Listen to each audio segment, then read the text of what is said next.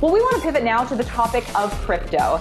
Minneapolis Fed President Neel Kashkari said at a summit earlier today that cryptocurrencies are, quote, 95% fraud, hype, noise, and confusion. To break down some of these remarks, we're bringing in Nick Day, CoinDesk managing editor of Global Policy and Regulation, to discuss. And Nick, thank you so much for joining us. I want to start out first from those remarks from Neel Kashkari. Really, this dismissal we've been hearing from many of these Fed governors and leaders in the Federal Reserve. What should investors be making of some of these remarks? Hi, thank you for having me. I think, we're seeing more and more Fed officials weigh in on crypto generally, and Mr. Kashkari's remarks are just kind of the latest sign of that. Even just taking him at face value, there's more than 10,000 cryptocurrencies right now, so he's saying, 9,500 of them are, in his view, potentially, scams. I think any investor who's paying attention to crypto beyond just the top handful of cryptocurrencies is probably hopefully doing a fair amount of research into what exactly they're, thinking of investing in or participating in before they get too deep into it. But it is definitely a broader, sign. Even today's FOMC minutes had a crypto mention. So a lot of attention being paid by the Fed today. Well, Nick, when someone like Neel Kashkari, though, I mean, this is an individual who was right there next to Hank Paulson during the financial collapse, who understands finance, to come out and say, he actually was going to say 99% are fraud, and then he said 95. Is it possible he doesn't quite understand the true asset value that these cryptocurrencies perform today? I mean, at one point, $2 trillion in market cap for all of them. Yeah, I can't speak for, how he's looking at this, but anyone who is, like I said, getting into crypto beyond just the top, dozen or 2 dozen coins is probably looking at it for more than just, is this going to become more expensive later on? They're maybe looking at, is this a governance token I want to participate in? Or, do I want to, be part of this community by, using this token that lets me participate? So yeah, it's very possible that, if you're looking at it purely from, is this an investment?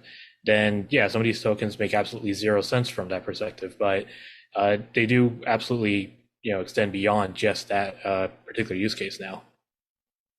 And then pivoting from what some Fed officials have been saying to, of course, what's happening on the fiscal side. Of course, we just got the Senate passing that $1 trillion infrastructure bill. There is that crypto tax provision, the possibility that some who are adjacent to the industry, the miners and the non-broker type entities, will get swept up in this new tax regulation.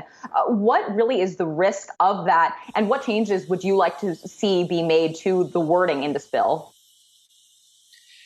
I think the jury's still out on what the actual impact might look like. Even if the House passes the bill as it stands and the president signs it into law, the Treasury Department's still going to have to publish its interpretation and create guidance that says, okay, here's exactly how we're looking at this. Here's what we want to see happen. And I'm sure the folks at Treasury are looking at this, and they're not going to try and extract taxes from entities that simply cannot comply.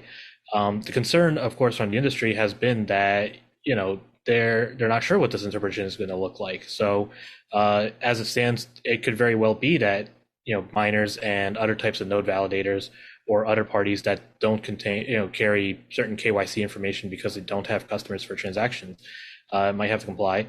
And the changes that the industry is advocating for is just to very explicitly say, if your only role in a crypto network is to provide security to the network, meaning, you're a miner or you're a validator for a different type of network, or if you're, a developer just trying to publish software that's open source, or if you're trying to create a wallet, then, you should be carved out of the language of the bill.